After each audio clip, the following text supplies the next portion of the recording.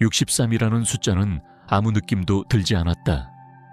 기념일도 아니고 깔끔한 숫자도 아니다. 그저 피곤하게 들릴 뿐이다. 오늘 아침도 늘 그렇듯이 시작했다. 블랙커피 한 잔, 신문 속 낱말 퍼즐, 삐걱거리는 현관근의 의자에 앉아 물을 아무리 줘도 푸르게 유지되지 않는 잔디밭을 바라보며 조용했고 익숙했고 외로운 방식으로 편안했다. 이즈라가 나와 말을 끄는 이후로 익숙해진 고요였다. 그러다 노크 소리가 났다.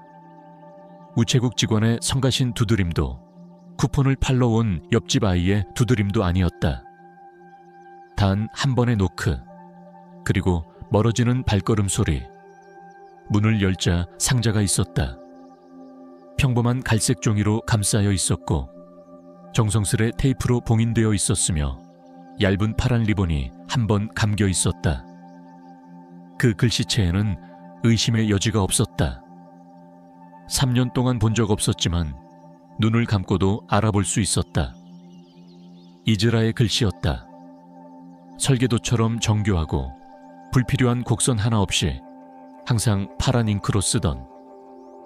나는 바로 상자를 열지 않았다. 그냥 맨발로 문 앞 매트 위에 서서 내 이름이 또렷하게 적힌 그 글씨를 바라보았다. 말을 낸 윤, 그렇게 적혀 있었다. 나는 그 이름을 조용히 중얼거렸다. 그의 목소리로 들리면 뭔가 다르게 느껴질까 싶어서. 집 안으로 들어와 상자를 부엌 테이블 위에 올려두었다. 커피는 이미 식어 있었다. 데워서 다시 마셨다.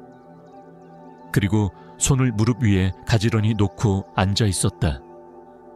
누군가 나를 지목해 부를 때까지 기다리는 사람처럼. 3년간의 침묵 끝에 내가 폐렴에 걸렸을 때도 언니가 세상을 떠났을 때도 아무 말 없던 그 아이가 이제 와서 보내온 이 상자.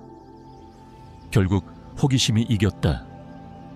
종이를 벗기자 안에 하얀 상자가 나왔고 그 안에는 얇은 포장지에 감싸인 쿠키들이 들어있었다. 수십 개는 되어 보였다. 각기 다른 무늬가 섬세하게 아이싱되어 있었다. 파란 꽃, 황금빛 잎사귀, 설탕이 뿌려진 별 모양까지 모두 수제였다. 이즈라는 단 한 번도 요리를 해본 적이 없었다. 편지를 할 만한 것도 없었다. 상자 뚜껑 안쪽에 붙은 작은 카드 하나뿐. 생일 축하해요 엄마. 다시 시작하자. 나는 그 카드를 마치 눈을 깜빡이면 사라질 것처럼 조심스럽게 들었다. 목구멍이 조여왔다. 눈물이 차오르는 것도 아니었고 정확히 덩어리도 아니었다. 그저 조용히 스며드는 통증. 그것이 진짜이길 바라면서도 믿을 수 없을 때 느끼는 감정이었다. 나는 쿠키를 먹지 않았다. 먹고 싶었지만 먹지 않았다. 자존심 때문이었을까? 아니면 두려움? 아니면 그보다 더 조용하고 이름 붙이기 어려운 무엇? 하지만 무시하고 싶지는 않았던 감정. 나는 쿠키 하나를 작은 밀폐 용기에 넣고 냉장고에 보관했다. 나머지는 조심스럽게 다시 포장했다. 루스강, 이즈라의 장모. 차로 15분 거리였다. 이즈라가 멀어지기 시작했을 때 그녀는 나에게 항상 따뜻하게 대해줬다. 달콤한 것이 필요한 사람이라면 그녀가 적격이었다. 그리고 그 의미를 추측하는 것보다는 나누어주는 편이 훨씬 쉬웠다. 그날 오후 나는 그녀 집으로 향했다. 해는 나무 사이로 부드러운 주황빛을 흘리고 있었고 그녀의 풍경종은 이미 춤을 추고 있었다. 나는 그녀에게 상자를 건넸고 그녀의 사양을 웃으며 넘겼다. 집에 돌아와 부엌 테이블에 상자가 놓여있던 빈자리를 바라보며 그것이 사라졌다는 사실에 안도하고 있는 나 자신을 부정하려 애썼다. 다음 날 아침 2번째 커피를 따르던 중 전화가 울렸다. 이 시간에 전화가 오는 건 정말 오랜만이었고 그 번호가 화면에 뜬 건 더더욱 오랜만이었다. 잊으라. 나는 즉시 받지 않았다. 손이 전화기 위에서 머뭇거렸다. 마치 그것이 나를 태울 것처럼. 한 번 더 울린 후 나는 전화를 받았다. 여보세요? 엄마? 그의 목소리는 부드럽고 아무렇지 않게 들렸다. 마치 아무 일도 없었던 것처럼. 3년간의 침묵이 쌓이지 않았던 것처럼. 생일 축하해요. 조금 늦었지만. 잊으라. 나는 천천히 앉아 머그컵을 두 손으로 꼭 쥐었다. 상자 받았어. 응. 그가 작게 웃었다. 정말 열어볼 줄 몰랐어. 열어봤어. 예상 밖이었어. 잠시 침묵이 흘렀다. 그리고 그는 너무도 아무렇지 않게 물었다. 그래서 어땠어? 쿠키 말이야. 나는 숨을 들이켰다. 먹지 않았어. 루스에게 줬어. 전화기 넘어가 갑자기 조용해졌다. 나는 전화를 끊었는지 확인하려고 기기를 귀에서 떼었다. 아니었다. 너 루스한테 줬다고? 그의 목소리는 변해 있었다. 더 날카롭고 따뜻함은 사라지고 없었다. 응. 나는 천천히 말했다. 그녀는 단 걸 좋아하잖아. 난 어떻게 해야 할지 몰랐고. 그는 한참을 말이 없었다. 그의 숨소리가 들렸다. 조여오고 불안정한 호흡. 그러다 조용히, 그러나 점점 힘을 실어 말했다. 너 지금 뭐라고 했어? 그 말은 한데 얻어맞은 것 같았다. 나는 눈을 깜빡이며 얼어붙었다. 잊으라. 무슨 일이야? 그건 그녀를 위한 게 아니었어. 그는 쏘아붙였다. 그건 너를 위한 거였어. 너만을 위한. 그의 목소리는 슬픔이 아닌 무언가로 갈라졌다. 분노, 어쩌면 공황. 정확히는 알 수 없었다. 나는 식은 커피를 쥔 채로 가만히 앉아 있었다. 몰랐어. 내가 말했다. 내 목소리는 작았다. 그렇겠지. 항상 그렇잖아. 그의 말에는 쓴맛이 배어 있었다. 진하고 질식할 듯한. 그는 아무 말 없이 전화를 끊었다. 통화 종료음이 귓가를 맴돌았다. 나는 천천히 전화를 내려놓고 부엌 선반을 응시했다. 심장은 빠르지는 않았지만 깊게 울렸다. 자신을 들으라는 듯이. 너만을 위한 거였다고. 그는 그렇게 말했다. 나는 자리에서 일어나 냉장고로 갔다. 그 작은 용기는 아직 그 자리에 있었다. 손상되지 않은 쿠키 하나, 그대로. 냉기를 뚫고 퍼지는 오한을 느끼며 나는 문을 닫았다. 그때 집안에 다른 전화가 울렸다. 복도에 있는 유선 전화기. 거의 쓰지 않는 전화였다. 나는 이미 퍼지고 있는 불안 속에서 수화기를 들었다. 낡은 전화기라 그런지 음성이 잡음 속에서 들려왔다. 마를렌, 루스의 딸, 이즈라의 아내. 그녀의 목소리는 무겁고 떨렸다. 무슨 일이야? 루스가 병원에 있어요. 나는 자리에 털썩 주저앉았다. 무슨 일인데? 오늘 아침 쓰러졌어요. 구토하고 혼란스러워하고. 처음엔 독감인 줄 알았는데 상태가 더 심해졌어요. 제대로 걷지도 못하고 인식도 흐려요. 응급실에서도 뚜렷한 원인을 못 찾고 있어요. 검사 중이에요. 입안이 바짝 마르기 시작했다. 이상한 음식 같은 건 먹은 거 있어? 잠시 멈칫한 뒤 그녀가 말했다. 쿠키 말하더라고요. 당신이 줬다고. 응, 맞아. 이즈라가 보낸 상자야.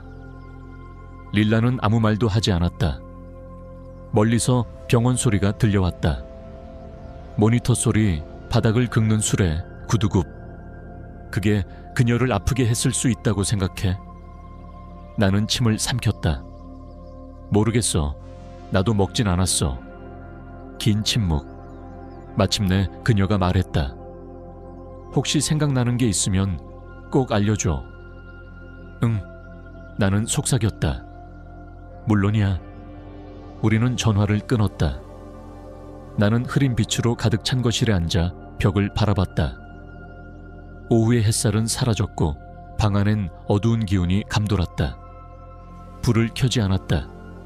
오랫동안 아무런 움직임도 없이 있었다. 밤이 완전히 내려앉은 뒤 나는 부엌으로 들어갔다. 목적 없는 본능처럼, 뭔가 질서를 찾으려는 사람처럼 나는 청소를 시작했다. 이미 깨끗한 조리대를 닦고 접히지 않아도 될 행주를 접었다. 쓰레기통을 열었고 그 바닥 근처에서 뭔가를 발견했다. 투명한 작은 플라스틱 병, 비타민 용기처럼 생긴 라벨 하나 없는 병이었다. 안쪽 벽엔 하얀 가루에 희미한 흔적이 붙어 있었다. 나는 몸을 숙여 그 병을 집어들고 손 안에서 돌려보았다. 이건 내 것이 아니었다. 이전엔 본 적도 없는 물건이었다. 뚜껑은 단단히 잠겨 있었다. 나는 냉장고 문을 열었다. 쿠키는 여전히 그 자리에 있었다. 작은 용기 안에 고이 들어가 마치 이 순간을 기다려온 것처럼 손이 떨렸다. 나는 조심스럽게 쿠키를 꺼냈다. 왜 그것을 보관해 두었는지조차 기억나지 않았다. 그냥 나중에 먹으려는 작은 친절, 자신을 위한 작은 위로. 하지만 이제는 그것을 보는 것만으로도 속이 뒤틀렸다. 나는 쿠키와 병을 들고 서재로 들어갔다. 책상 위에 그것들을 조심스럽게 올려놓았다. 스탠드 조명 아래 설탕 알갱이가 희미하게 반짝였다. 나는 앉아 손을 무릎 위에 다시 모은 채 마치 둘 중 하나가 먼저 눈을 깜빡일 때까지 기다리는 사람처럼 그것들을 응시했다. 내가 대상이었을까? 그 쿠키는 나를 위한 것이었을까? 아니면 그 질문은 너무 커서 손댈 수 없었다. 그날 밤 늦게 나는 자넬 모라는 친구에게 전화를 걸었다. 그녀는 실험실에서 일했고 내게 큰 신세를 진 적이 있었다. 자세한 설명은 하지 않았다. 단지 조용히 테스트해 줄 수 있는지 물었다. 그녀는 내일 아침에 오라고 했다. 전화를 끊고 나는 방 한가운데에 서 있었다. 불을 끄기 전에 한참을 그 자리에 머물렀다. 고요 속에서 아직도 이즈라의 목소리가 귓가에서 맴돌았다. 너 뭐라고 했어? 쿠키는 그날 밤 냉장고에 그대로 있었다. 불안도 함께. 그 실험실은 병원 단지 뒤편에 위치해 있었다. 의료 사무소 빌딩들 사이, 주의 깊게 찾지 않으면 결코 눈에 띄지 않을 장소. 아침 일찍 자넬이 직접 주차장으로 나왔다. 그녀의 실험복은 이른 시간치고 너무나도 빳빳했다. 그녀는 많은 질문을 하지 않았다. 내가 용기를 건넸을 때 그녀는 그저 한쪽 눈썹을 들어 올렸다. 이거 내가 후회할 만한 부탁이야? 나는 웃으려 했지만 웃음이 끝내 나오지 않았다. 그 안에 뭐가 들었는지 말해줘. 그녀는 고개를 끄덕이고 옆문으로 사라졌다. 나는 시동이 걸린 채 라디오도 틀지 않은 차 안에 앉아 있었다. 손이 차가웠다. 떠나지 못했다. 움직일 수가 없었다. 기억이 천천히 문틈 사이로 들어왔다. 물이 새어들듯 8살 때 이즈라. 식탁에서 냅킨을 정교하게 접던 모습. 10살 때 팬트리를 색깔 순서대로 정리해버렸다고 소리 지르며 화를 냈던 날. 12살 땐 좋아하는 케첩 브랜드를 깜빡하고 다른 걸 썼다는 이유로 일주일 동안 나와 말도 하지 않았다. 그때 나는 예민하다, 조금 까다롭다, 특이한 성격이라고 불렀다. 학교에서는 똑똑했고 밖에선 말 잘 듣는 아이였다. 겉으로 보기엔 모범적인 아들이었다. 하지만 기억났다. 그가 사람들을 바라보던 눈빛, 특히 누군가 무언가를 먹을 때 나를 바라보던 그 시선, 호두를 실수로 넣은 쿠키를 구워줬을 때 그는 그것을 뱉어버리고 입이 피가 날 때까지 문질렀다. 실망했을 때 그가 얼마나 조용히 굳어졌는지, 마치 그 감정을 저장해뒀다가 나중에 꺼냈을 듯한 침묵. 오전 중반 병원에서 전화가 왔다. 루스의 상태는 여전히 호전되지 않았다고 했다. 내부의학과로 의뢰되었고 아직도 정확한 원인을 찾지 못했다고. 쿠키에 대한 언급은 아무도 하지 않았다. 나 역시 입을 다물었다. 나는 부엌에 앉아 있었다. 자넬의 전화를 기다리며 손은 마시지도 않는 차를 감싸고 있었다. 머그컵은 식었다. 집은 마치 숨을 죽이고 듣고 있는 것 같았다. 이즈라는 언제나 참을 줄 아는 아이였다. 화를 내기보다 오래 준비했다. 계산했다. 작은 상처를 기억하고 그것을 날카롭게 만들어 되돌리는 능력. 그는 그랬다. 정고가 조금 지난 시각 전화가 울렸다. 나는 놀라며 받았다. 자넬이야. 그녀의 목소리는 조심스럽고 무거웠다. 기본 분석은 끝났고 좀 더 깊이 들어갔어. 나는 숨을 참았다. 쿠키 안에 뭐가 들어있었어. 그녀가 말했다. 아쿠니툼 계열의 성분. 투구꽃에서 추출된 독성이야. 아주 위험해. 음식에 들어가는 건 드물고 실수로 들어갈 수는 없어. 나는 눈을 감았다. 누군가가 먹었었다고 했지. 나는 대답하지 못했다. 그녀도 잠시 멈췄다. 결과는 정리해서 줄게. 조용히 처리할게. 전화를 끊고 나서 나는 한참 동안 꼼짝도 하지 못했다. 내 아들이 내게 보낸 선물 상자의 독을 숨겨보냈다. 나는 그걸 아무렇지 않게 다른 사람에게 넘겨주었다. 그날 저녁 나는 집 밖을 서성거렸다. 앞마당을 왔다 갔다 하며 내가 뭘 찾는지조차 몰랐다. 해는 저물고 있었고 바람 속엔 계피향 같은 게 감돌았다. 아니, 그건 아마도 기억일 것이다. 그때 전화가 울렸다. 모르는 번호였다.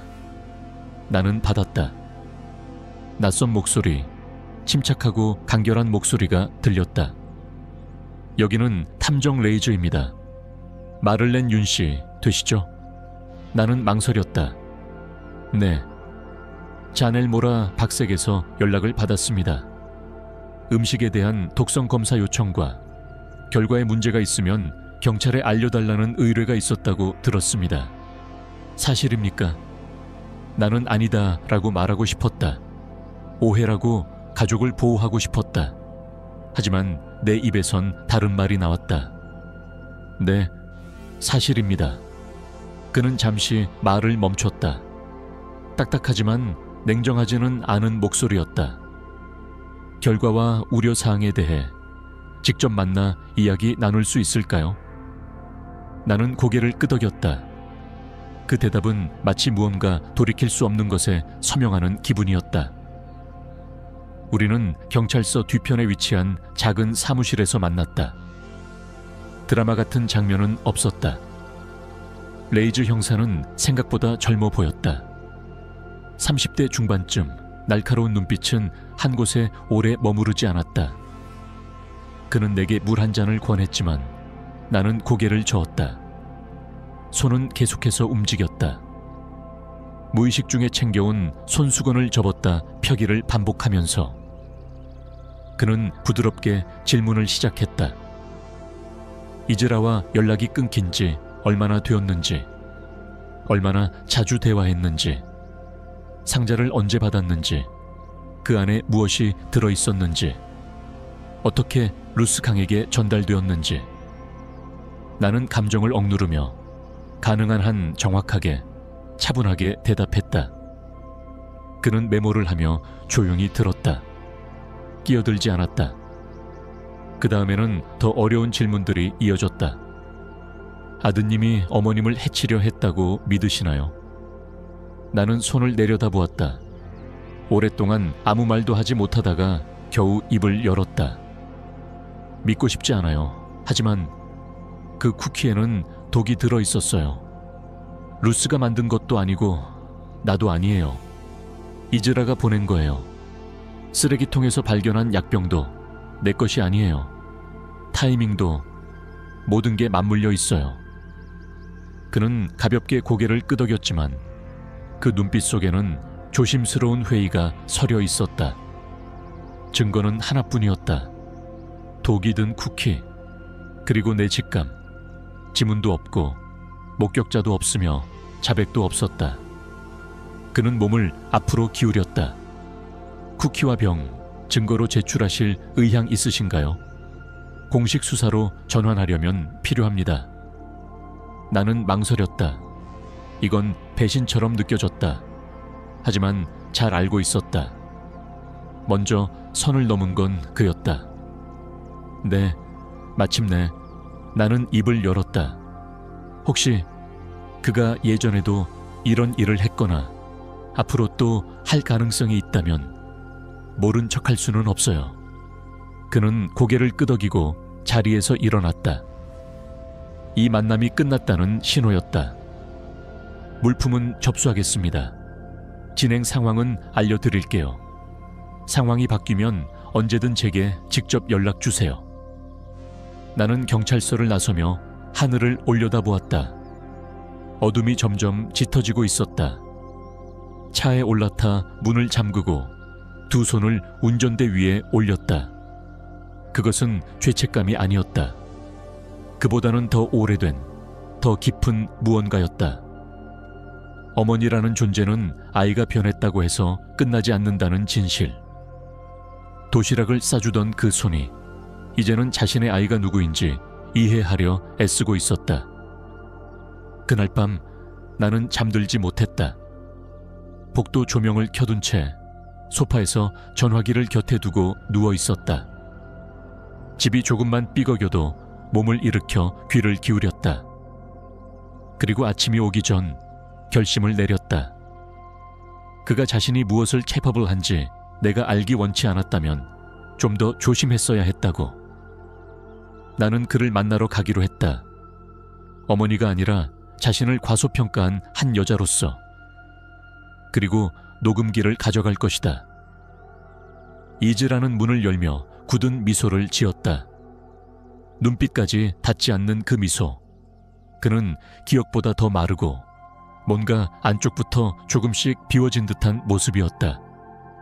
엄마. 그가 문 옆으로 비켜섰다. 뜻밖인데 나는 억지로 미소를 지었다. 루스 소식 들었어. 괜찮은지 궁금해서 안부 전화로 왔어. 그는 고개를 끄덕이며 안으로 손짓했다. 아직 성 루카 병원에 계셔. 라일라가 옆에 있어. 감염성 바이러스일 가능성 있다고 해.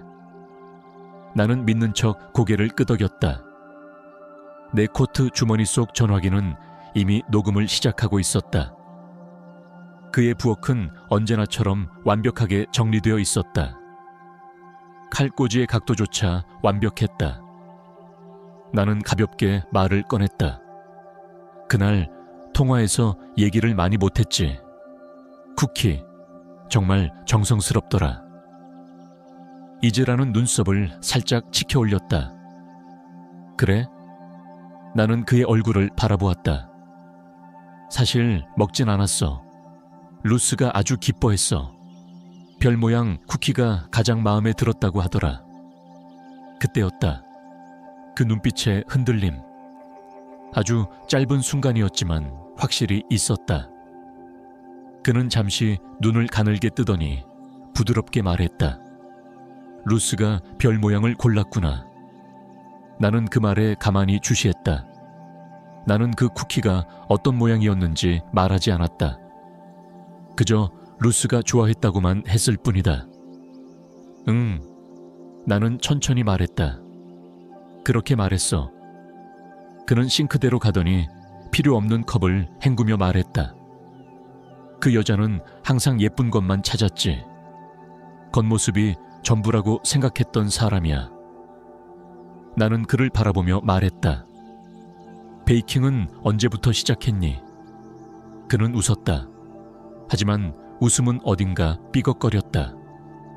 새로운 취미, 머리를 비우기 좋아서. 나는 조용히 그러나 단호하게 물었다. 투구꽃은 어디서 배운 거야? 그는 멈췄다. 눈에 띄는 동작은 없었지만 척추 어디쯤이 바싹 굳는 느낌이 전해졌다.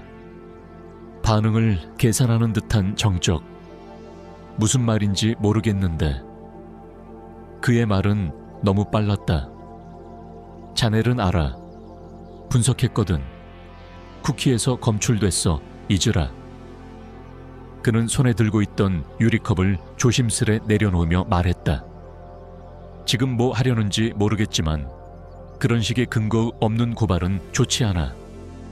증거도 없이 그렇게 말하면. 이미 충분한 증거는 있어. 나는 조용히 말했다. 넌 실수했어. 그는 오랫동안 내 얼굴을 바라보았다. 표정은 변하지 않았지만 눈 속 어딘가가 움직였다. 계산하는 새로운 경로를 찾는 듯한 흔들림. 넌 평생 날 잘못 이해해왔어. 그가 말했다. 아니, 나는 대답했다. 이제야 너를 완전히 이해하게 됐어. 나는 내 가방을 향해 손을 뻗었다. 손은 떨리지 않았다. 가슴 속에서는 심장이 너무 크게 뛰어 그도 들릴까 두려웠지만 그때 그의 뒤 부엌 조리대 위에서 뭔가가 보였다. 행주에 가려져 있던 작은 병. 내가 쓰레기통에서 찾았던 그 병과 똑같은 모양. 잊으라는 내가 그쪽을 본 것을 눈치채고는 마치 기지개라도 켜듯 자연스럽게 그 앞에 서서 시야를 가렸다. 가야겠다. 나는 말했다. 너무 오래 방해했네. 루스에게 안부 전해주어. 그의 목소리는 다시 가벼워졌다. 나는 찬바람이 부는 밖으로 나왔다. 몸의 모든 감각이 곤두서 있었다. 코트 안주머니의 전화는 아직도 녹음 중이었다. 나는 그것을 끄지 않았다. 차 문을 잠그고 시동을 걸 때까지. 그 자리에서 바로 레이즈 형사에게 녹음을 전송했다. 그리고 병원으로 향했다. 루스는 아직 의식이 없었다. 라일라는 곁에 앉아 눈이 퉁퉁 부어 있었다. 나는 그녀에게 모든 것을 이야기했다. 전부. 병원을 나설 땐 이미 해가 진 뒤였다. 하늘은 낮게 드리웠고 바람은 무거웠다. 그 주 후반 라일라는 내 부엌에서 울음을 터뜨렸다. 그녀는 자신이 알아차렸어야 한다고, 이미 이즈라가 멀어지고 있었고 낯설어졌다고 했다. 그의 일기장에서 이상한 약초 이름이 적혀 있었고 모르는 말들, 모르는 병풀들이 있었다고. 단지 그는 힘든 걸 겪고 있다고 생각했었다고. 알고 보니 이즈라는 가명으로 수년 동안 비밀스럽게 허브 독성 관련 포럼에 글을 써왔다. 추출법, 용량, 상호작용에 대한 설명은 학문적이면서도 돌이켜보면 소름 끼쳤다. 그 말들 중 일부는 루스의 혈액 분석 결과와 완벽히 일치했다. 모든 것은 하나의 선택으로 돌아왔다. 내가 먹지 않은 쿠키 하나. 조용한 화요일 아침, 나는 냉장고에서 용기를 꺼냈다. 쿠키는 여전히 그대로였다. 아이싱은 조금 색이 바랬지만 형태는 온전했다. 이즈라가 체포된 날, 레이즈 형사는 내게 밀봉된 증거, 보관용 봉투를 건네며 말했다. 복수 때문에가 아니라 기억을 위해서요. 나는 조용히 쿠키를 봉투 안에 넣고 봉인을 눌러 닫았다. 쿠키 하나였지만 손에 쥔 무게는 그 이상처럼 느껴졌다. 그날 밤 나는 복도 옷장에서 작은 방화금고를 꺼냈다. 안을 비우고 그 안에 쿠키를 넣었다. 그리고 함께 상자에서 꺼냈던 카드를 다시 펼쳤다. 생일 축하해요, 엄마. 다시 시작하자. 나는 카드를 쿠키 옆에 조용히 놓고 금고를 닫았다. 열쇠로 잠그고 집에서 가장 높은 선반 위에 올려두었다. 잊기 위해서가 아니라 거의 놓칠 뻔했던 걸 기억하기 위해서. 나는 부엌에 오래 서 있었다. 집 안은 조용했고 공기조차 멈춰 있었다.